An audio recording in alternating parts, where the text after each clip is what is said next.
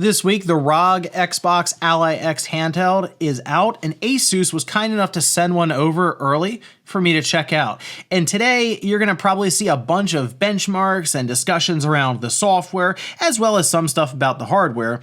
But I figured what I would do here today is actually take a look inside the system, as we tend to do on the channel. I figure we'd do kind of a fun little informal breakdown of the system and see exactly what maybe Microsoft didn't tell us about their new handheld. And I'm actually pretty excited to jump into this one because while it does share a lot with the ROG Ally X, there is a lot of new stuff going on here as well, with the big one clearly being the form factor. And I'll also talk about some of my experiences with this device, as I have had a chance to use it here over the past couple of days. So if you guys enjoyed the video, hit that like button, subscribe if you're new. But real quick, before we tear into this new handheld, I wanted to tell you about today's sponsor, that being AG1. This has been my go-to each morning, especially with how busy most days end up being now. Checking game news, recording videos, being able to combine multivitamin, pre and probiotics, and antioxidants all in one go, it makes things way easier. Here, look, I'll show you. All you do is take a scoop of AG1 with this included metal measuring spoon, add it to about 8 to 10 ounces of water, shake, and drink. It's friendly for all different types of diets like vegetarian, vegan, paleo, keto, and more. AG1 Next Gen is clinically shown to support gut health and fill in common nutrient gaps and supports my energy levels. So I just mix this up each morning, and after a couple minutes, I'm good to go for the day. I've been using the tropical flavor for the past few weeks, but there are several others, including berry, citrus, or just original. Go to drinkag1.com/spawnwave or scan the QR code on screen. You'll get a free welcome kit when you first subscribe. It includes a bottle of vitamin D and free AG1 travel packs. Thanks to AG1 for sponsoring today's video. So the biggest difference between this and just the ROG Ally X clearly is the form factor. I mean, that sticks out immediately, that these big handles on the sides. When we first saw this system, it looked quite chunky, unwieldy even. However, as I've been using it, this is actually a pretty comfortable handheld. It's a really, really comfortable device to use. And a lot of that's because it is just kind of an Xbox controller split in half with a screen in the middle. You know, as I used the PlayStation Portal, I started to realize that we get to a point with these systems where we've clearly gone past the idea of them being pocketable. And while they are still portable, they're not exactly the easiest thing to tote around with you outside the house. So when you get to that point, you might as well try to make it as comfortable as possible, since you're not really worried about space saving or making it the slimmest device you can. This is still a pretty chunky device all the way around. You see some cooling at the top. We have multiple USB-C ports, volume up and down, SD card slot, as well as a physical headphone jack there. So they didn't eliminate that, as we had seen for a while. Then the headphone jack made a comeback, which is good. We have our power button here. We have right bumper, left trigger, right trigger. And what's nice, they do have the textured parts of the triggers here, which does help. And they're also sloped quite a bit.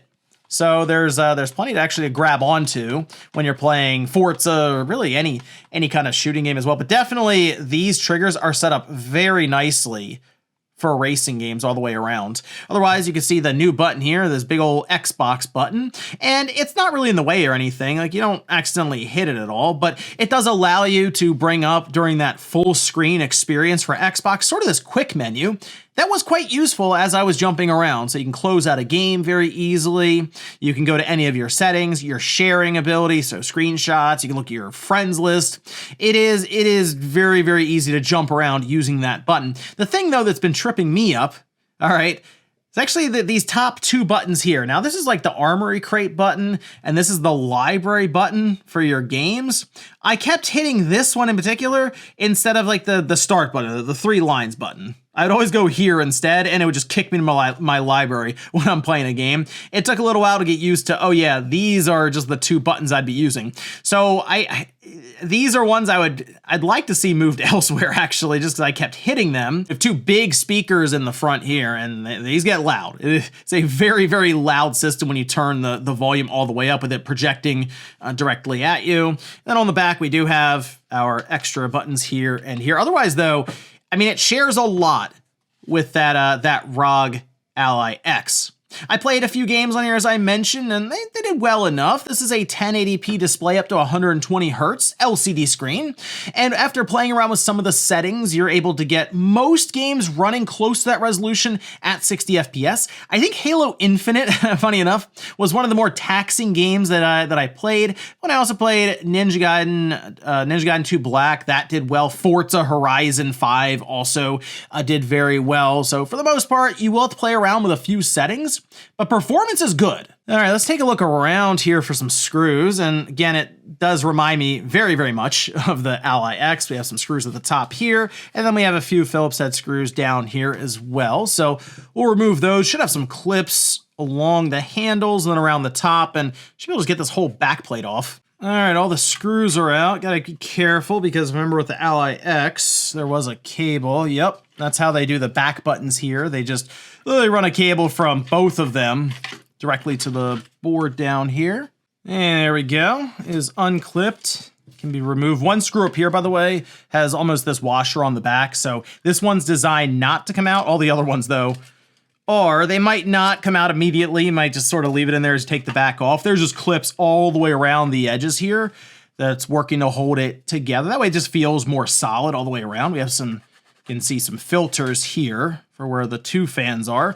We have a dual fan setup, as you can see. Both just heat pipes and just fins running from the center. That should be our main AMD Z2 Extreme chip. You can see our massive 80 watt-hour battery running alongside the bottom here. It does add weight, however, they've done a good job counterbalancing it, as in they have it at the bottom when you're holding it.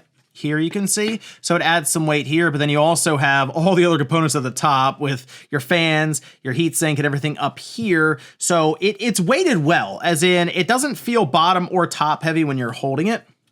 And I'd much prefer to just have a bigger battery anyway, as this does help quite a bit, as in like hours compared to like 50 minutes maybe in some of the earlier PC gaming handhelds that we had. The other nice thing, we do have our main NVMe right here. So that's the nice thing about the ROG Ally X. When Asus redid the ROG Ally and released that, they definitely listened a lot to the modding community, as there's an entire sector of the internet where they just like to modify some of these PC handhelds, and the Ally X really leaned into that. So we can see it continue here to where if you want to upgrade your storage, I mean, I just had to take the back plate off. You can get to it immediately right here. You got to kind of move I would unplug the battery before you do that anyway, but you can see you move this to the side, you can get to the 1 terabyte. So you could upgrade it to a 4 terabyte as an example and have plenty of fast storage. You can also see our rumble motor down here, right, where it's running down around to the side. And then we also have our impulse trigger. So that runs up and then into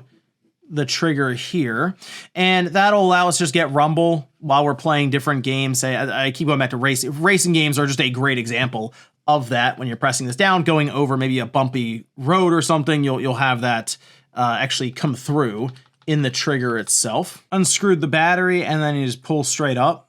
There we go. So power has been removed. This is a hefty battery right here. This is not small. It's condensed pretty well too. It's just kind of like a brick sort of just sitting in there. But that does free up our 2 fans, as we have screws that share the bracket here with the battery. Gonna remove the NVMe as well while I'm at it. Says a Samsung SSD. Do we have any additional info? Okay, we got little heat stickers on it there. And not really anything else to go on from what I'm seeing. Looks like they've also continued the trend of easily replaceable thumbsticks. So both of them are modular. We have a plug here. They have to unclip. And it looks like we have 3 screws. Same thing looks like over here. 1 clip, a few screws around it. And once you have those screws out, the whole thing lifts up. And you'd be able to, let's say it starts drifting the left or the right side, you just have to replace this board and stick. So you probably find them, I guess, on eBay, or maybe Asus would allow you to buy them separately. I don't know if these would be shaped differently than the Ally X sticks. I assume they would just reuse those parts. It says Asus on the back of them anyway, so I assume so. But it is nice that we do have modular sticks that are very easy to get to. Don't really have to do much there. A couple screws, replace it, plug it back in, you're good to go. You can see same deal on the right side. One screw at the top right here was a little longer than the other two. Otherwise, it's the same process. So I wasn't gonna remove the back triggers, didn't seem necessary. The board will come out while leaving them in. However, I did notice something on this side. Decided to unscrew a couple, and actually it comes out pretty easily. So there you go. It's not too bad, just a couple of screws. But I noticed that the face buttons here, A, B, X, and Y, are on their own board. Like, it looks like this whole thing comes out after unscrewing it. And you just replace that board if something goes bad. Like maybe one of the buttons, like B just stops working for whatever reason. Or something gets spilled into. I mean, it's a portable system. Things like that can happen, of course. You can just replace this board too. So the modularity here, for what I've seen, it's great. And again, I know the ROG Ally X had a lot of this. It's just good to see it continue on into Microsoft's handheld Xbox, I guess you can call it. But this is what I like to see from these PC handhelds, because a lot of the times it can be something that small on, I mean, this is a $1,000 handheld. You'd like to be able to replace some of the small things that can go wrong. This is a good touch though. Well, I guess it's time to start unscrewing the main heatsink and take a look at the Z2 Extreme chip.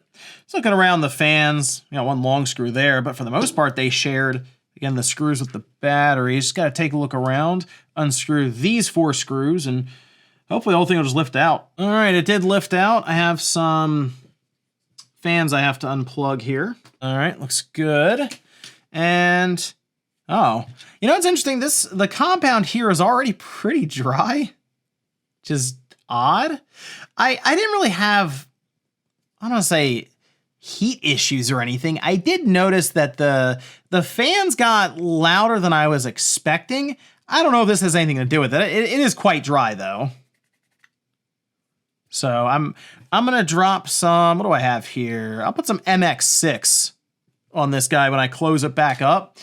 But that is a little surprising, the state of this compound. After some cleaning, we have a pretty good look now at that AMD Ryzen AI Z2 Extreme chip.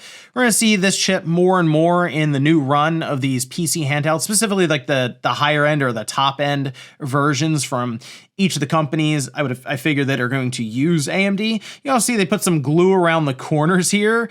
You'll usually see that just as an extra little precaution towards the chip itself and board flex. The thing is, when you make these handhelds, these boards won't be as thick as a motherboard that's in the case of your PC or something, because it does have to fit in a fairly small form factor. So you'll sometimes see this glue show up. Sometimes it's clear like this. Sometimes it's like a deep red. But here they just went with a clear glue around it. We have our Wi-Fi chip at the top, and we have the 2 antennas running down and around to the bottom.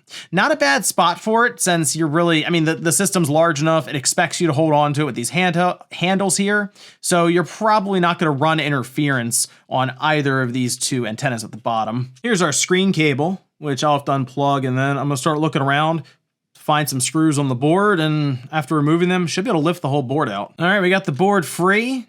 Lift it up. Word of advice, don't mess up your D-pad, because that is actually under the motherboard, as in if something happens to this D-pad where it gets all sticky or who knows, the whole board's got to come out to get to it. That is an unfortunate misstep by Asus. They should make it so it's much easier to get to this D-pad. Some may even want to do a modification to it, maybe to make it so it has a bigger pivot, or I don't know. I've seen that before where there are all kinds of D-pad mods that can happen as well. So that part is unfortunate. In fact, it's just connected directly to the board right there. And I say unfortunate because we went over how, hey, it's nice that they have a separate board for A, B, X, and Y. So maybe Asus can think about that a bit in a future design so that the D-pad, which I mean tends to be pretty important for platformers and fighting games, be a little easier to get to. Otherwise, though, that's the board right there.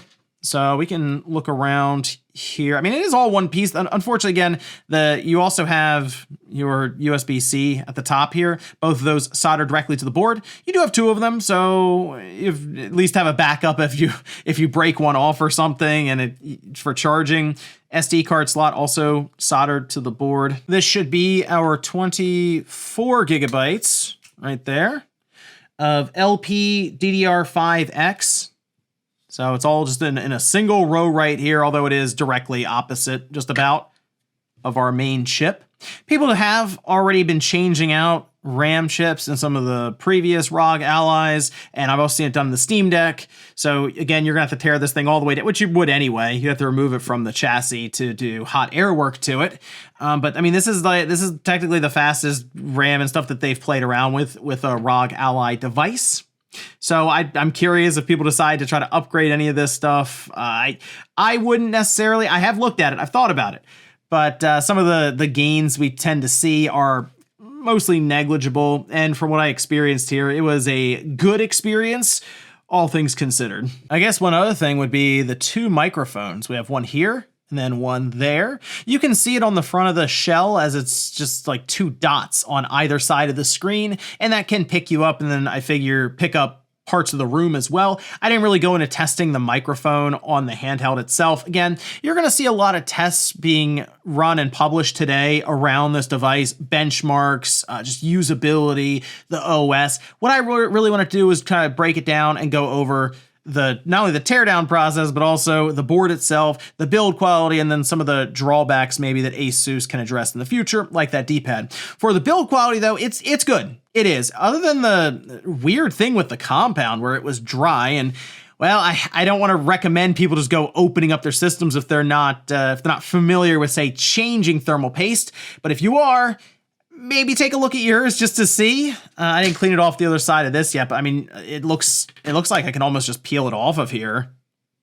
So it's very odd that you would see that with this sort of paste, and maybe repasting it will give me like noticeable gains from the fan and heat transfer, as you could see temperatures very easily from some of the onboard diagnostic tools. But overall, pretty cool handheld. It is $1,000. Keep that in mind. It's not cheap. But I will say, build quality and design-wise, and what they've been able to do here, it does pack quite a bit. But does it match up to, say, $1,000? That's for you to decide. I will at least say it is high quality, and I'd say for build-wise and even being able to mod the system or upgrade, it looks like ASUS has pretty much stayed the course from what they did and the changes they did for the Ally X. But let me know what you guys think about this one down below. I have to go reassemble this thing now, which is going to take quite some time. Thanks guys for watching, and I'll see you next time.